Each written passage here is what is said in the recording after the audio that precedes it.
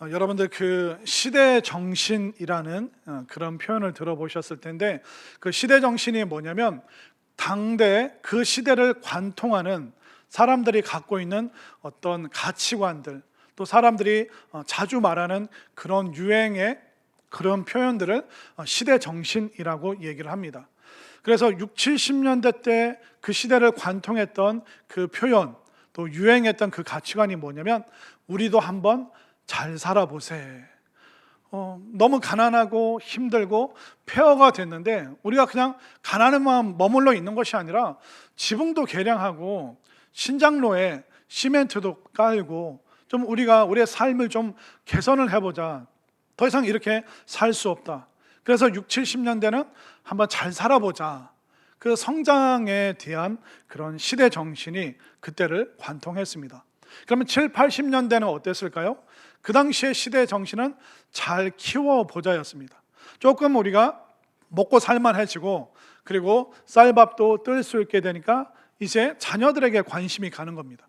그래서 우리 아이들 한번 잘 키워보자. 그래서 그 당시에 판검사 시키면 좋겠다. 아이고, 이제 그런 마음 가지면서 자녀들, 이제 성장한 그 자녀들이 이제 성공할 수 있도록 자녀들 뒷바라지하는 것, 그것이 7, 80년대의 어떤 시대 정신이었습니다. 그러면서 우리 사회가 점점 고도로 발전하고 성장하면서 이제 성장의 그 다음 단계인 그 성공을 얘기하는데, 그때마다 그 시대를 관통하고 유행했던 직업들이 점점 바뀌기 시작합니다. 그래서 예전에는 판검사 얘기하셨던 분들이 뭐 대기업 가면 좋다더라. 그 대기업이 막 급속도로 성장할 때는 그 당시의 유행이 바로 대기업이었죠. 그러다가 대기업에서 이제 IMF 겪으면서 또 빨리 또 명퇴되고 하니까, 그럼 뭐가 좋을까? 교사, 또 공무원, 또 이런 직업을 그 당시에 언급하면 또 그 일을 하시는 분들은 또 움찔움찔하는 그런 시대들이 있었습니다. 그러면 오늘날 2000년대 그 시대를 관통하는 그런 표현들, 직업이 뭐가 있냐면, 그 자녀들을 의대 한번 보내보자 하는데 제가 좀 의구심이 들었어요. 아니, 학교에서 내신 1등급이고 또 수능도 거의 만점에 가까운 아이들을 의대? 그 옷이랑 의류 만드는 대학에 보내려고 왜 이렇게 애를 쓸까? 지금 여러분들과 제가 서로 지금 딴 세상, 딴 얘기를 하고 있는데, 이거 집에 가면 이거 여러분들 배꼽 잡고 아마 명절날 되면 막 부르실 거예요. 무슨 얘기인지 아시겠죠? 자, 그런데 그렇게 우리 시대를 관통하는 것이 또 의대 이렇게 가고 있습니다. 근데 또 10년, 20년 후면 그 시대 정신이 어떤 유행을 또 따라갈지는 우리가 알 수가 없죠. 아마 10년 후에는, 아마 20년 후에는 목사, 선교사가 되겠다, 뭐 서로 아무도 기뻐하시지 않는데 자녀들을 전혀 거기에 보내실 생각이 없으신 것 같은데, 여러분들 한번 생각해 보십시오. 나는 여러분들이 살아오면서 어떤 유행, 어떤 가치관들을 많이 들었는가? 여러분들은 어떤 시대의 정신을 관통하면서 지금 여기까지 오셨는가? 제가 봤을 때 오늘날의 시대의 정신은 뭐냐면, 나 중심. 나를 어떻게 대우해 주는가? 내 자식을 어떻게 대접하는가? 모든 것이 나랑 관련돼서 나 중심으로 살아가는 그런 시기를 살아가고 있습니다. 그러다 보니까, 나 중심으로 살다 보니까 내게 제일 소중한 거예요.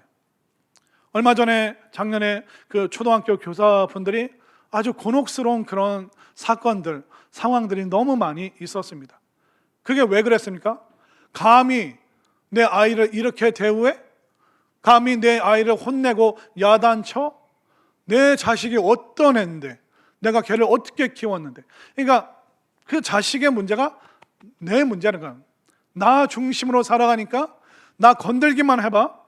나랑 관련된, 내가 조금 확장된 내 자식, 우리 집안 건들기만 해봐. 이런 굉장히 가혹하고 혹독한 마음으로 우리가 살아가다 보니까 너무 우리가 거칠고, 또 서로를 위험하게 대하고, 또 서로를 두려워하는 마음들이 많이 생겼습니다. 그러니까 오늘날의 그 시대 정신은 뭐냐면, 나 중심. 그 엄마 아빠 인생이잖아. 나 그냥 내가 알아서 살아가게 좀 내버려 둬. 내가 결혼을 하던, 뭐 취업을 하든 안 하든 애를 낳든 말든 신경 쓰지 말라. 내가 알아서 하겠다고. 그러다 보니까 우리가 나 중심 사회로 살아가다 보니까 그것이 오늘날의 젊은 세대, 우리들의 시대 정신이 되다 보니까 점점 사람들이 강팍해지고 또 나를 과시하고 드러내고 또 허세, 또 허영, 이런 것들을 부리는 것이 참 오늘날 너무나도 많이 증가하고 있습니다. 그렇기 때문에 오늘날의 그 시대의 그 모습이 뭐냐면 나 중심으로 살면서 그렇지 않은데 그렇게 사는 것처럼, 행복하지 않은데 행복한 것처럼, 부자가 아닌데 부자 행세를 하는 그런 허세와 허영과 교만이 오늘날 우리 사회 속에 너무나도 많이 있습니다. 여러분들이 허영과 이 교만, 허세를 들으시면 어떤 세속 도시 속에서 사는 그런 사람들, 막 그런 앞서가는 사람들이 갖고 있는 게 허세와 허영이라고 생각하시죠? 그런데 이 허세와 허영은 도시 사람들뿐만 아니라 과거에 수도원에 살았던 사람들 속에서도 허영과 교만이 굉장히 많이 있었다, 그런 기록들이 있습니다. 그런데 수도원이 뭐냐면 1200년대, 1300년대 그때 로마 카톨릭이 어마어마하게 부패했습니다. 그러니까 이제 신부나 주교들이 더 이상 이 로마 카톨릭의 이 부패한 상황 속에서 신앙생활을 하거나 또 목회자로 살아갈 수 없다. 그래서 그 사람들이 나와서 뭐 깊은 산 속에, 아니면 여러분들 그 유럽 사진 보면 이렇게 높은 산 위에 올라갈 수 없을 것 같은 그런 기암 절벽 위에 그 수도원이 딱 십자가가 있는 그런 수도원을 보신 게 있으시죠? 그런 수도원들을 보통 봉쇄 수도원이라고 해서 들어온 사람 못 나갑니다. 또 외부의 사람들이 들어갈 수 없습니다. 이 타락한 로마 카톨릭을 벗어나서 우리가 하나님만 바라볼 수 있는 그런 수도원을 세워서 거기서 기도하고 금식하고 철야하고 경건서적 읽으면서 우리 하나님만 사모하고 하나님만 바라보자. 그런 수도원에 자신의 그 모든 것을 버리고 수도원에 들어온 그 사람들이, 수도사들이 얼마나 훌륭하고 경건하고 대단합니까? 그런데 그 당시 1200, 1300년대 저작물들을 보면 수도원에 있는 수도사들이 얼마나 교만과 허영에 젖어 있는가, 그걸 서로 신랄하게 비판한 그런 글들이 참 많이 있습니다. 여러분들, 아무도 만날 사람도 없고 높은 그 바위 산 위에서 무슨 허영과 교만을 부리겠습니까? 그런데 그 수도사들 속에서 경쟁이 생기는 거예요. 뭐냐면 내가 금식 더 오래 했다, 내가 철야 기도 더 오래 했다, 내가 성경 더 많이 읽었고, 내가 경건서적, 내가 독서 더 많이 했다. 그러니까 서로 누가 우월한가, 누가 열등한가, 그 수도원 안에서 그 타락을 버리고 거룩을 사모해서 모인 그 사람들 속에서도 그 허영과 교만이 너무나도 극심하게 일어나는 그 현상을 고백한 수도사들의 글들이 참 많이 있습니다. 그 허영이 뭡니까? 내가 그러지 않은데 그런 것처럼 행세를 하는 것입니다. 내가 그런 덕스러운 마음이 없는데 그런 덕스러운 마음이 있는 것처럼 내가 행동을 하고 가면을 쓰는데 수도원에 있는 사람들조차도 그런 모습을 보이고 있는 것입니다. 우리는 어떻습니까?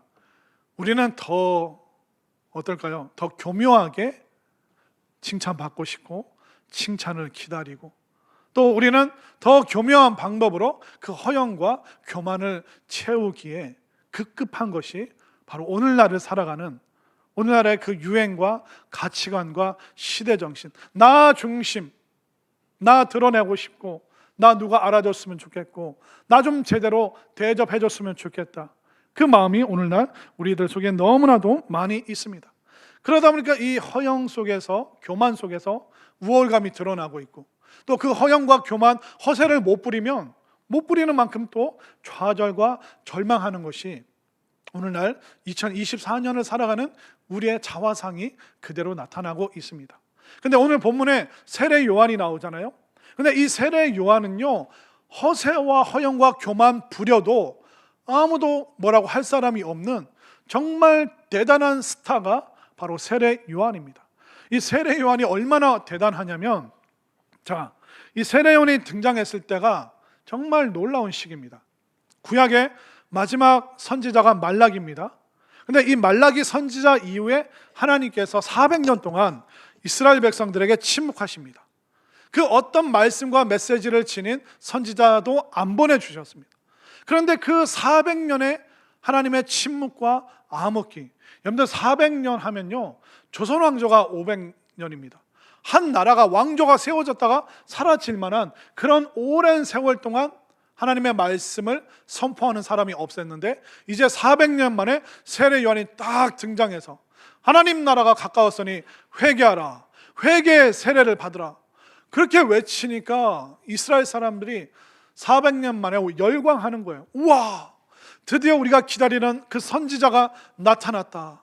이제 우리를 이끌어줄 이 민족의 지도자가 나타났다. 그러면서 어마어마한 환호를 이 세례 요한에게 보냅니다. 이스라엘 사람들뿐만 아니라 로마 군인들도, 그 유행에 뒤따라서 로마 군인들도 세례 받으려고 줄을 서는, 그것이 그 당시의 시대 정신이었습니다. 이제 우리 민족도 뭐 한번 해볼 수 있겠다. 그러니까 이 세례 요한은요, 지금 뭐 BTS, 유명한 스포츠 스타, 이 사람들보다 수백 배의 인기를 이스라엘에서 누리던 초 슈퍼스타, 정말 모든 사람들의 그 관심과 이목이 집중된 사람이 바로 세례 요한이었습니다. 그러다 보니까 그 당시에 종교 지도자들, 제사장들도 조심스럽게 세례 요한에게 물어봅니다. 당신이 혹시 누구신지 좀 얘기해달라고. 얼마나 조심스럽게 물어보는지. 자, 오늘 본문 19절과 20절. 자, 19절을 제가 20절 여러분들이 읽겠습니다. 유대인들이 예루살렘에서 제사장들과 레위인들을 요한에게 보내어 내가 누구냐 물을 때 요한의 증언이 이러하니라. 요한이 드러내어 말하고 숨기지 아니하니 드러내어 하는 말이 나는 그리스도가 아니라 한데. 제사장들과 레위인들이 조심스럽게 물어봅니다. 당신이 누구십니까? 혹시 우리가 기다리던 구원자, 그리스도, 메시아가 아닙니까? 왜냐하면 그 당시를 휩쓰는 슈퍼스타였기 때문에, 세례 요한이 하는 그 말, 행동, 그 모든 이목이 집중되었기 때문에, 아, 우리가 기다리던 그 스타가, 그 슈퍼스타가 드디어 등장했다. 그러니까 사람들의 그 환호 속에서 살며시 물어보니까, 제가 만약 세례 요한이었으면 뭐 그리스도일 수도 있고 뭐 아닐 수도, 뭐 제가 이렇게 좀 하긴 하죠. 여러분들은 안 그럴 것처럼 뻔뻔하게 보시는데, 만약 세례 요한과 그 같은 그런 인기를 얻게 되면, 사람들이 열광하면 사실 우리가 얼마나 교만해지고 허영을 부리겠습니까? 그러나 세례 요한 단호하게 분명하게 말하고 있습니다. 20절 다시 한번 보십시오. 요한이 드러내어 말하고 숨기지 아니하니. 그러니까 애매하게 말하지 않습니다. 사람들이 혼동하도록 말하지 않습니다. 분명하게 말합니다. 드러내어 하는 말이 나는 뭐가 아니다? 나는 그리스도 아닙니다. 나는 여러분들이 기다리는 그 메시아 아닙니다. 나는 여러분들의 구원자 아닙니다. 정확하게 얘기를 하고 있습니다. 21절을 한번 또 볼까요? 21절 함께 읽겠습니다. 또 묻되 그러면 누구냐? 내가 엘리야냐? 이르되 나는 아니라. 또 묻되 내가 그 선지자냐? 대답하되 아니라. 왜 엘리야라고 물어봤냐면, 엘리야도 광야에서 이런 거친 동물 털옷을 입고 지냈기 때문에, 그 털옷을 입고 또 그 야생 꿀을 먹고, 그런 그 세례 요한의 모습을 보면서 당신이 혹시 엘리야가 아닙니까? No, 아니다. 선지자, 당신 혹시 예언자 아닙니까? 하나님의 말씀을 가지고 온 그 사람 아닙니까? 아니다. 계속 세례 요한은 분명하게 드러내놓고 말합니다. 나 절대로 메시아도 아니고 그리스도도 아니고 구원자도 아니고 선지자도 예언자도 절대로 아닙니다. 그러면 당신 누굽니까? 23절 우리 함께 읽겠습니다. 시작. 이르되 나는 선지자 이사야의 말과 같이 주의 길을 곱게 하라고 광야에서 외치는 자의 소리로라 하니라. 본인이 누구라고요? 소리라고 얘기합니다. 여러분들, 이 소리가 뭡니까? 지금 제가 하는 소리가 들리시죠? 자, 소리는요, 한번 외치면 사라지는 겁니다. 세례 요한이 그 말을 하는 거예요. 하나님의 말씀은 남겠지만 내 소리는 사라지는 겁니다. 하나님이 하신 일은 남겠지만 내가 말한 이 소리는 사라집니다. 나는 하나님의 말씀도 아니고 하나님의 역사도 아니고 나는 그냥 잠깐 여러분들에게 들렸다가 없어지는 그런 존재입니다. 이 말이 뭐냐면, 여러분들 예전에 그 사극을 보면 그 임금님이나 대감님 앞에서 임금님 행차하시오, 무슨 우의정 납시오 하면서 그 앞에서 인도하는 사람이 있잖아요. 그 사람들이 마부입니다. 종입니다. 그 집안의 하인입니다. 세례 요한이 바로 자기가 그런 존재라는 거예요. 예수님이 행차하십니다. 이제 예수님이 등장하십니다. 완전히 자기는 그리스도도 아니고 선지자도 아니고 자기는 있다가 없어지는, 한 번 들었다가 사라지는 유통기한이 있는 그 소리와 같습니다. 나는 예수님의 행차를 알리는 그런 존재입니다. 너무나도 그가 진실하게 지금 말하고 있습니다. 근데 아까 말씀드렸지만 우리 같으면 어떻습니까? 우리 같으면 온갖 유혹에 빠져들 겁니다. 그리고 사람들이 알아봐 주니까 제 표정을 보세요. 세례 요한이 좋아가지고 그 표정을 못 감출 거예요. 우리는 얼마나 나 자신을 높이려고 애를 씁니까? 남들이 알아주지 않는데도 알아줬으면 좋겠다. 얼마나 나를 높이려고 애를 씁니까? 그러나 세례 요한들은 모든 사람들이 슈퍼스타라고 칭송하고 있음에도 아니라고. 나 그런 존재, 나 스타 아니고, 나는 여러분들이 기다리는 사람도 아니고, 나는 예수님의 행차를 알리는 소리, 말하고 사라지는 그런 존재입니다. 어떻게 세례 요한 이렇게 살 수가 있죠? 우리는 사람들에게 칭찬받고 싶잖아요. 존경받고 존중받고 대접받고, 그거 얼마나 그 짜릿하고 황홀하고 좋습니까? 저만 좋아하고 있는데 여러분들 안 좋아하는 척 시침이 뚝대하고 계시는데, 우리가 그런 존재잖아요. 사람들이 나를 알아줬으면 좋겠다. 내 존재감을 뿜어냈으면 좋겠다. 그러다 보니까 오늘날 우리는 SNS가 서로 소통하는 도구이기도 하지만, 이 SNS, 소셜 네트워크 서비스, 이게 우리가 남에게 더 주목받도록 하고 싶은 그런 욕망의 도구로 쓸 때가 많습니다. 저는 인스타그램이나 페이스북 안 하는데 카톡만 하는 것 같아요. 근데 카톡을 하면 여러분들 프로필 사진 아세요? 그 사람이 이제 올려놓은 사진이 있는데, 가끔 이제 목사님들이랑과 카톡을 주고받고 이제 회의나 식사 모임을 이렇게 가지다 보면 그 목사님들이 가끔 이렇게 물어봐요. 이 목사, 그 카카오톡 프사 보니까 사진을 어쩜 그렇게 잘 찍어? 무슨 카메라 써? 그래서 전 카메라 안 쓰고 그냥 처음부터 끝까지 지금 핸드폰으로만 어쩜 핸드폰으로 그렇게 멋진 사진을 찍냐고. 여러분 제발 제 카톡 프사 좀 보십시오. 좀 제발 제 카톡에 들어와서 제가 얼마나 훌륭한 사람인지, 사진을 잘 찍는지 제 존재감을 좀 알아주십시오 라는 그 마음들이 우리들 안에 다 있는 겁니다. 그 목사님들이 저한테 우쭈쭈 하시잖아요. 그럼 제가 그 카톡 프사를 열어서 사진을 보여줍니다. 저 잘 찍었죠? 더 칭찬해 주세요. 저를 더 높여주세요.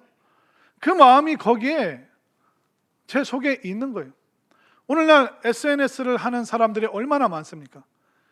소통의 도구이기도 하지만 내 욕망의 도구, 사람들로부터 더 주목받고 싶다는 은밀한 교묘한 그 욕망의 도구가 SNS가 될 때가 참 많이 있습니다. 어떤 사람이 이런 SNS를 가지고 재미있는 표현을 쓰더라고요. 블로그, 내가 이렇게 전문가다, 내가 이렇게 전문적이다. 인스타그램, 내가 이렇게 잘 먹고 잘 마시고 있다. 카카오 스토리, 내 아이가 이렇게 멋지게 성장하고 있다. 페이스북, 내가 이렇게 멋진 곳에서 잘 살고 있다. 그게 아닌데 그런 것처럼 보여지도록, 그러니까 행복하지 않은데 행복한 것처럼 우리가 위장을 해서 사람들에게 보여준다는 겁니다. 가짜 행복. 여기서는 어두운데 그런 SNS 상에서는 내가 화려하게 멋있게 살아가고 있는 것처럼. 그러니까 이런 허세와 허영과 교만을 부리는데, 이런 욕망의 도구들을 우리가 마음껏 사용하는데 그러다 보면 그 허영과 교만이 안 채워지잖아요. 그 다음 들어오는 게 뭐냐면 시기심이 들어옵니다. 나는 저기 못 가봤는데 쟤는 저기 가봤어? 왜 쟤가 저길 가야 돼? 쟤도 저기 못 갔으면 좋겠어. 나는 이렇게 힘들고 불행한데 얘는 이렇게 행복한 사진을 올려? 얘도 안 행복했으면 좋겠어. 이런 시기심들이 어느 순간 우리들 속에 막 샘솟듯이 일어날 때가 너무나도 많이 있습니다. 이 시기심은 누구를 향한 걸까요? 우리 주변 가까이 있는 사람을 향해서 우리는 시기심을 뿜어냅니다. 혹시 빌 게이츠나 워런 버핏이 돈 버는 거 보고 속상한 사람 있으세요?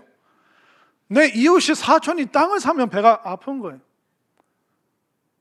우리랑 상관없는 대기업 사장님들, 그분들 잘 사는 거 배가 아픈가요? 아니잖아요. 내 친지가, 내가 무시했던 학교 동창이 잘 살면 크게 배가 아픈 거예요. 그러니까 이 시기심을 누구에게 부리냐? 가까운 사람에게. 허영심을 누구에게 뿜어내고 싶으냐? 가까운 사람에게. 제가 목회하다가 목회가 참 힘들 때가 있습니다.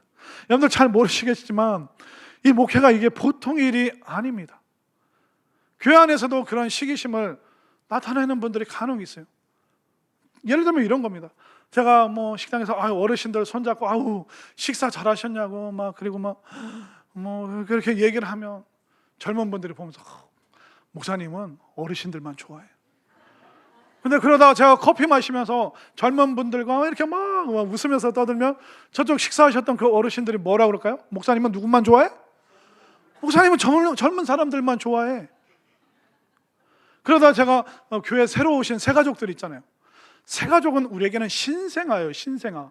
얼마나 신기합니까? 그래서 새가족분들에게 잘 오셨다고 한 주간 잘 지내셨냐고 그러고 있으면 뒤에 있는 기존 신자들이 뭐라 그래요? 목사님 누구만 좋아해? 새가족만 좋아해. 그러다가 제가 기존 성도들은 어떻습니까? 서로 오랜 시간 알아왔으니까 애들의 근황에 대해서 손주들에 대해서도 기존 성도님들랑 막 얘기하고 있으면 저 뒤에 계신 새가족은 뭐라 그래요? 나는 여전히 이방인이야. 난 교회 온 지 5년 됐는데도 목사님 나 거들떠도 안 봐. 아이고, 목회가 얼마나 힘든지. 주여, 제 마음 아시겠어요? 이거 솔직하게 얘기해 주셔서 감사합니다. 이런 거예요.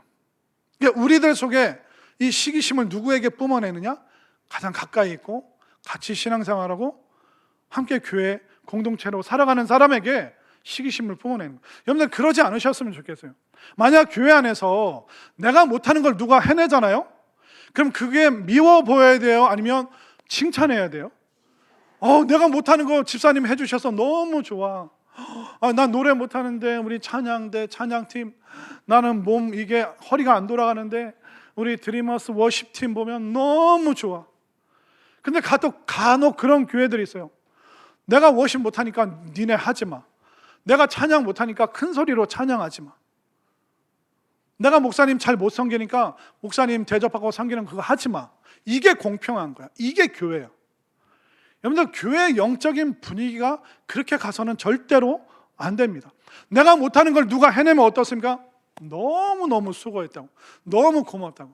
지금 이 시간에 교회 학교 각 공간에서 우리 교사들이 애쓰고 수고하고 있습니다. 그러면 요즘 교회 교육이 어떻다 그러시면 안 돼요. 어떻게 해야 됩니까? 내가 교사로 헌신 못하는데 교사로 수고해 주셔서 너무 감사하다고. 교회 청소해 주시고 주방에서 애써 주시고 너무너무 감사하다고. 내가 못하는 걸 누군가 해낼 때 함께 기뻐하고 칭찬할 수 있는 그런 영적 분위기를 우리 모두가 소유할 수 있게 되기를 바랍니다. 그렇기 때문에 오늘날 정말 위험한 게 뭐냐면 우리가 하나님을 경배하는 것이 아니라 하나님이 아니라 나님을 숭배하고 경배하는 사람이 너무 많습니다. 하나님이 아니라 누구를 숭배해요? 나님. 목사님 나 좀 대접해 주시오. 목사님 나 좀 알아주시오. 목사님 나 좀 칭찬해 주시오. 여러분들 여러분들 모르는 것 같아요. 여러분들 하시는 일들 애쓰는 거 제가 앉아서 삼천리 서서 구만리 보는 사람이에요. 제가 사무실에만 있는 것 같지만 여러분들이 어디서 어떤 수고와 애쓰는, 기관에서, 구역에서, 또 교회 곳곳에서 주일날 주중에 어떤 수고를 하시는지, 또 여러분들 삶의 자리에서 어떤 아픔과 어려움이 있는지 다 알고 있습니다. 그렇기 때문에 서운하다, 안 알아준다, 난 사랑 못 받는다, 그러지 마시고 마음을 새롭게, 그런 시기심, 그런 좀 좋지 않은 영적 분위기 다 내려놓고 한마음 한뜻이 될 수 있길 바랍니다. 그러니까 우리가 하나님을 숭배하지 왜 자꾸 나님을 숭배하냐 말이죠. 잘못하면 내가 나 자신을 우상화시키는 그런 실수를 범할 때가 너무나도 많습니다. 물론 제가 손오공처럼 뿅 해서 10개, 100개 절을 만들어서 다 만나고 싶어요. 근데 저는 혼자잖아요. 그걸 감당해야 되잖아요. 그때 여러분들 마음속에 시기심이 껴들면 절대로 안 됩니다. 하나님을 바라봐야지 자꾸 스스로 나님을 숭배하는 그런 어리석음에 빠져서는 안 되는 거죠. 또 여러분들 교회 일 하다가, 교회 일 섬기다가 가끔 그런 마음 들 때가 있어요. 역시 내가 없으면 교회 안 돌아가, 내가 없으면 우리 부서, 우리 기관 안 돼, 역시 나는 대단한 것 같아. 세례 요한이 그런 유혹에 빠질 수 있는 상황 가운데 있었습니다. 그러나 철저하게 세례 요한은 뭐라고 합니까? 나는 소리입니다. 하나님의 말씀은 남지만 내 소리 사라집니다. 하나님이 하신 일은 남지만 내 소리는 사라집니다. 나는 그 빛이 아니라 나는 빛을 비추는 등대일 뿐입니다. 나는 빛을 소유하고 있는 등대일 뿐입니다. 계속 세례 요한이 지금 그 메시지를 사람들에게 던지고 있는 것입니다. 제가 목회하면서 성도님들을 보면 누가 가장 위험하게 타락하는지 아세요? 하나님과 가장 가까이 있다고 말하는 그분들이 가장 먼저 타락하고 가장 먼저 교회를 위태롭게 만드는 걸 너무나도 많이 봤습니다. 이러지 않습니까? 어떻게 하나님과 가장 가까이 있는 사람들이 교회를, 공동체를 위험에 빠뜨릴 수 있는가? 근데 언뜻 생각해 보십시오. 사탄 마귀가 처음부터 그런 존재가 아니었습니다. 성경을 통해서 우리가 유추할 수 있는 것은 그 사탄은 하나님을 예배하는 천사들 중에 천사장, 우두머리였다. 그런데 하나님을 예배하던 그 존재가 어떻게 이렇게 타락할 수 있는가? 어느 날 그 천사장 마음속에 그런 게 있었죠. 나보다 더 하나님 가까이 하는 사람이 있으면 나와보라고 그래. 내가 하나님 가장 가까이 섬기는 존재야. 나보다 더 대단한 천사 있으면 나와보라고 그래. 근데 하나님 보니까 하나님 받으시는 영광, 예배, 저거 나도 받으면 안 되나? 나도 하나님 가까이 있잖아. 나도 하나님 비슷하잖아. 그 교만이 들어오면서, 그 우월감이 들어오면서 사탄은 타락하고 말았습니다. 여러분들, 교회를 자칫 위험에 빠뜨리는 사람이 누굴까요? 하나님 가장 가까이 있다고 하는 목회자가 마음 잘못 먹으면 교회를 위태롭게 만드는 겁니다. 교회 장로님, 권사님, 이런 분들이, 중직자들이 말 한마디 잘못해서 공동체를 뒤흔들어 놓을 때가 얼마나 많습니까? 여러분들, 가족을 위태롭게 하는 사람이 누굽니까? 가족 구성원, 특히 아버지나 어머니가 잘못된 말과 눈초리와 그 행동으로. 그렇기 때문에 여기에서 내가 가장 가까이 있다라고 말하는 그 존재가 가장 위험한 존재일 수 있는 것입니다. 여러분들, 개척교회를 제일 힘들게 하는 사람이 누군지 아세요? 개척교회를 시작했던 그 멤버. 내가 목사님을 알고, 내가 이 교회를 얼마나 지켰고, 내가 얼마나 오랫동안 신앙생활을 했는데, 내가 하나님 가장 가까이 있는 존재인데 말이야. 내 말을 안 들어? 목사님이 내 말 안 들어? 장로님이 내 말 안 들어? 그때부터 하나님 가장 가까이 있다고 하는 외치는 그 사람이 공동체를, 교회를 가장 위태롭게 만들게 되는 것입니다. 이 영적인 교만, 내가 경건하지 않은데 경건한 척 기도하고 경건한 척 말하고 그런 위선을 떨면 사람들은 속아요. 그러나 하나님은 속지 않으시죠. 근데 세례 요한은 거기까지 갈 필요도 없이 딱 차단을 해버립니다. 나 그리스도 아니요, 선지자 아니요, 예언자 아니요, 나는 그냥 소리일 뿐입니다. 우리는 구원받은 죄인이지 우리가 어마어마한 존재일 수 없습니다. 오늘 지난 한 주간 여러분들의 삶과 했던 생각들, 품었던 마음들 다 한번 여러분들 공개해 보십시오. 우리가 얼마나 부끄러운 존재입니까?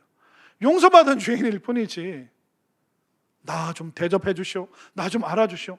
아니요, 우리는 하나님을 경배하는 존재지 나님을 숭배하는 그런 우상 숭배자가 절대 될 수 없다는 것을 믿으시길 바랍니다. 그렇기 때문에 이 세례 요한이 다시 한번 고백하고 있습니다. 여러분들 23절 다시 한번 읽겠습니다. 23절 다 함께 시작.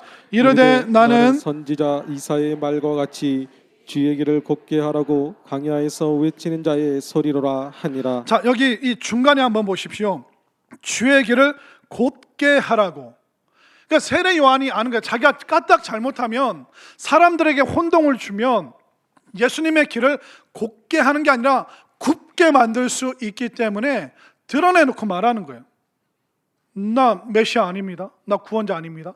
저는 그분을 소개하는 소리일 뿐입니다. 그러면 그가 어떻게 이렇게 자신은 광야의 소리다, 주님만 남고 나는 사라지는 존재다, 어떻게 그럴 수 있었을까? 그는 예수님을 끊임없이 바라봤기 때문에 그런 허세와 교만과 이기심과 시기심에 빠지지 않을 수 있었습니다. 뭘 통해서요? 예수님을 계속 바라봤기 때문에. 자, 오늘 본문 29절부터 34절까지 보면 본다, 보라라는 표현이 얼마나 많이 나오는지 한번 볼까요? 자, 29절 함께 읽겠습니다. 이튿날 요한이 예수께서 자기에게 나오심을 보고 이르되 보라, 세상 죄를 지고 가는 하나님의 어린 양이로다. 사람들이 자기를 주목하는데 나를 주목하지 말고 예수님을 보라. 그러니까 예수님을 바라보고 있었기 때문에 사람들이 예수님을 바라볼 수 있도록 도와주고 있는 겁니다. 보라, 어린 양을 보라. 자, 32절을 또 볼까요? 32절 다 같이 시작.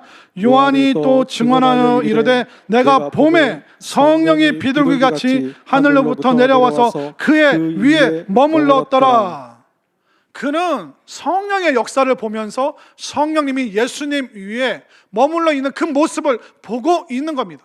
그러니까 영적인 눈이 안 열린 이스라엘 사람들에게 예수님을 보라고 계속 예수님에게만 주목하도록 사람들을 인도하고 있습니다. 자, 33절 함께 읽습니다. 시작. 나도 그를 알지 못하였으나 나를 보내어 물로 세례를 베풀라 하신 그이가 나에게 말씀하시되 성령이 내려서 누구 위에든지 머무는 것을 보거든 그가 곧 성령으로 세례를 베푸는 이인 줄 알라 하셨기에. 자, 34절 시작. 내가 보고 그가 하나님의 아들이심을 증언하였노라 하니라. 아멘인가요? 그렇기 때문에 이 세례 요한이 허영과 교만, 허세, 슈퍼스타라고 사람들이 추켜주는데도 그가 자신의 존재를 소리라고 말할 수 있었던 이유는 바로 계속 예수님을 보고 예수님을 주목하고 본인도 예수님 볼 뿐만 아니라 사람들이 예수님 바라보도록, 그리하여 나중에 세례 요한이 어떤 존재가 되냐면 예수님이 생각나게 하는 그런 존재가 되었던 것입니다. 저는 바라기를 여기 계신 어른들이 또 부모 세대가 우리가 세상을 떠났을 때 우리의 자녀들 또 우리의 후손들이 장례식장에 모여서 집에 모여서 저와 여러분들을 추억할 때 우리 엄마는, 우리 아빠는, 우리 아버지는, 우리 어머니는 정말 예수님 바라보면서 가난하고 힘들었지만 끊임없이 예수님 바라보셨어. 예수님 생각나게 하는 그런 아버지, 그런 어머니셔서 이런 추억과 이런 기억을 줄 수 있는 여러분들이 될 수 있기를 바랍니다. 우리가 부족하고 연약하죠.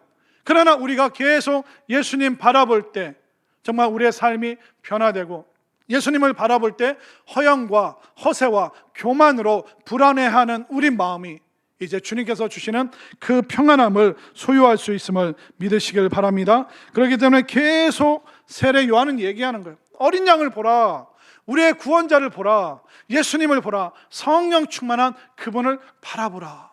그러니까 예수님 바라보고 다른 사람들이 예수님 바라보게 도와주고 또 예수님이 계속 생각나도록 하는 이 세례 요한, 예수님이 얼마나 칭찬을 해 주시는지 깜짝 놀랐습니다. 자, 화면으로 마태복음 11장 11절 말씀 다 함께 읽습니다. 시작. 내가 진실로 너에게 말하노니 여자가 낳은 자 중에 세례 요한보다 큰 이가 일어남이 없도다. 그러나 천국에서는 극히 작은 자라도 그보다 크니라. 아멘. 여자가 낳은 자 중에, 우리 모두는 여인의 몸을 통해서 이 땅에 태어났습니다. 그렇기 때문에 세상의 모든 사람 중에 세례 요한보다 더 큰 사람, 더 위대한 사람 없다. 왜? 바로 구원자 되시는 그 예수님을 바라볼 수 있도록, 예수님 생각날 수 있도록 만들어 그 준 존재이기 때문에 사람들의 칭송뿐만 아니라 예수님의 칭찬을 받는 그런 존재가 바로 세례 요한이었다는 것입니다. 여러분들, 우리가 그러지 않은데 그런 존재인 것처럼 사람들이 혼동되도록 왜 우리가 허영과 허세를 부릴까요?